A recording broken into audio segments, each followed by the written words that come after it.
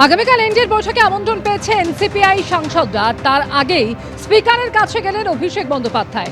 অভিষেক বন্দ্যোপাধ্যায়ের নেতৃত্বে 6 জন সাংসদ তারা স্পিকারের কাছে যান, তার সঙ্গে দেখা করেন এবং 20 জন সাংসদের পদ খারিজের আর্জিতে কি সিদ্ধান্ত নেওয়া হয়েছে তাই জানতে চেয়েছে কালীঘাট তৃণমূল। আজকের এই বৈঠকে ঠিক কি হলো এ বিষয়ে আরো বিস্তারিত জানবো এই মুহূর্তে বিজেন্দ্র সিংহ সরাসরি রয়েছেন আমাদের সঙ্গে। বিজেন্দ্র,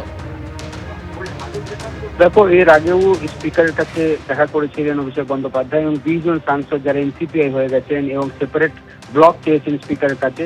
স্বীকৃতি পেন্ডিং রয়েছে লোকসভা স্পিকারের, কিন্তু তার আগে আজকে আবার স্পিকার ওম বিড়লার সঙ্গে দেখা করেন অভিষেক বন্দ্যোপাধ্যায় এবং বাকি কালীঘাটপন্থী তৃণমূল সাংসদরা, এবং তারা চিঠি দিয়েছেন স্পিকারকে।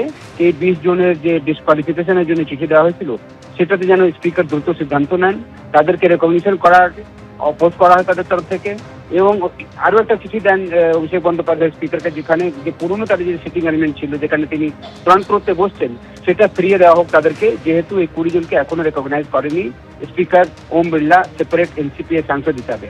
আগামীকাল এনডিএর বৈঠক রয়েছে 9:30টার সময়, যেখানে প্রধানমন্ত্রী অ্যাড্রেস করবেন এনডিএ সাংসদদেরকে। সেখানে এনসিপিআই সাংসদদেরকে আমন্ত্রণ জানানো হয়েছে। কাকলি ঘোষ দস্তিদার জানিয়েছেন যে আগামীকাল এই মিটিং এ, যেটা বালযোগী অডিটোরিয়ামে হবে সকালে, সেটাতে এনডিএ সাংসদ হিসাবে তাদের 20 জন সাংসদ যোগ দেবেন। আগামীকালই মুখ্যমন্ত্রীর সঙ্গে তাদের একটা মিটিং রয়েছে 1টার সময়, যেখানে এনসিপিআই সাংসদরা বঙ্গভবনে মুখ্যমন্ত্রীর সঙ্গে দেখা করবেন এবং তারা আশাবাদী যে খুব শীঘ্রই স্পিকার তাদেরকে রেকগনিশন দেবেন। কিছু ডকুমেন্ট চেয়েছিলেন স্পিকারের অফিস থেকে, সেটা তারা ইলেকশন কমিশন থেকে নিয়ে জমা দিয়েছেন। তারা আশাবাদী একদিকে কি তারা যত দ্রুত হোক স্পিকার তাদেরকে লোকসভার মধ্যেও সেপারেট একটা আইডেন্টিটি দেবেন এনসিপিআই সাংসদ হিসাবে। অন্যদিকে আজকে স্পিকারের সঙ্গে দেখা করে তাদের পদ খারিজ করার জন্য আবেদন করেছেন অভিষেক বন্দ্যোপাধ্যায়।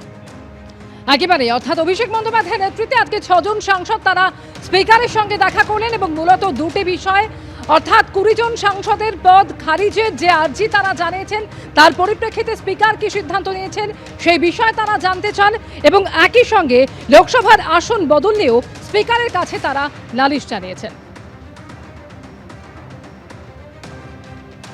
আজকে আমরা অভিষেক ব্যানার্জিকে নিয়ে আমরা 6 জন এমপি গিয়েছিলাম স্পিকারের কাছে। আমরা বলেছি যে আমাদের সিটগুলো তোমরা অ্যালট করেছো উইদাউট রেফারেন্স টু আস। এখনও তো এনসিপিআই আলাদা পার্টি হিসেবে স্বীকৃতি পায়নি, তা তোমরা কেন দেখছো?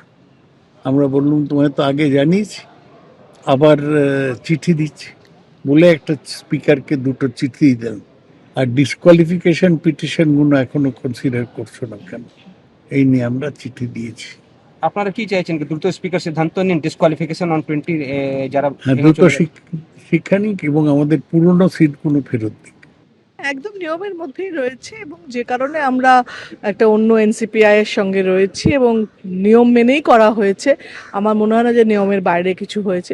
নিয়মের বাইরে হলে ওরাও লড়ুক, আমরাও করব যে নিয়মে করেছি কি না, ওরা নিয়মের বাইরে প্রমাণ করুক।